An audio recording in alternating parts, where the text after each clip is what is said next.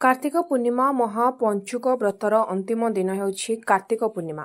बोईत बंदाणर परंपरा रही। खोर्धा जिला टांगी अंतर्गत चंडेश्वर ग्रामर प्रसिद्ध शैवपीठ बाबा चंडीहर देवଙ୍କ पीठरे भक्तଙ୍କ भिड़ देखा मिली। अनेक अंचलरू समस्त भक्त आसी चंडीहर देवଙ୍କ चंदन पोखरी रे डंगा भसाई चंडीहर देवଙ୍କୁ दर्शन करथिले एवं पाखापाखि 5000 ରୁ 10000 भक्तଙ୍କର भिड़ लागिथिया बेले प्रसाद सेवनर कार्यक्रम होइथिला।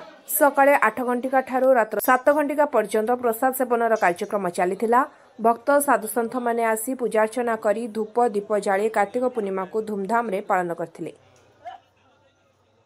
वयं त्र्यंबकं यजामहे सुगंधिं पुष्टिवर्धनम् उर्वारुकमिव बन्धनान् मृत्युमुक्षमामृता सर्वधर्म समन्वय पवित्र देवभूमि भारतवर्षर पवित्र उत्कल खंडर ए पवित्र चिलिकार तटदेश विराजित महाशंभु केशर क्षेत्राधिवासी प्रभु श्री श्री चंडीहर देवंकर आज हूँ कार्तिक पूर्णिमा मेला।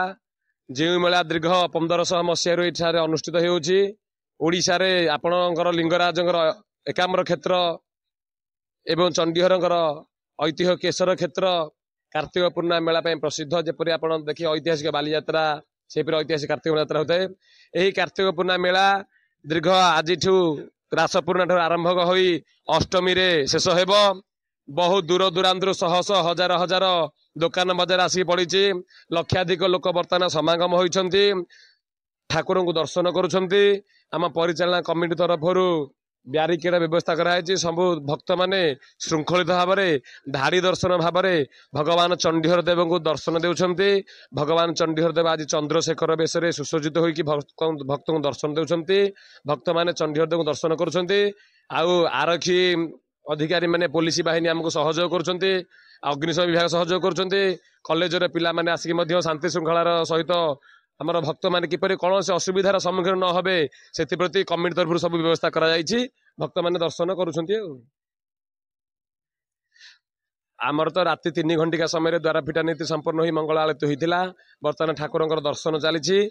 आ किछि समय मध्यरे अमृतमण ही दही खई नीति संपन्न हेबो। सकाळ धूप हेबो, दुईपर दीप हम, संध्या दीप कि 7 घंटिया समय मंदिर पहड़ हम।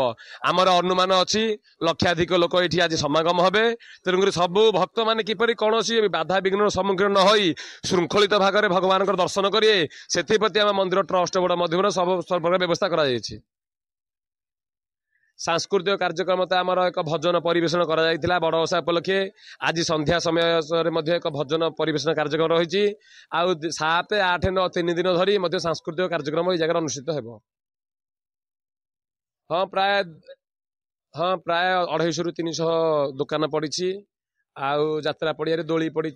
विभिन्न प्रकार दुकान बजार पड़ी। लोक मैंने किଣା बिका कर 8 दिन धरी किଣା बिका चलो। आर अवधि हूँ कार्तिक पूर्णिमा ठार अष्टमी 8 दिन पर्यंत। तापर यात्रा चालू अच्छी। लोक बाग काठ सिंधुक खट शिल घोरणा मास धरी पड़ी। लोक मैंने आसिक किଣା बिका भी कर।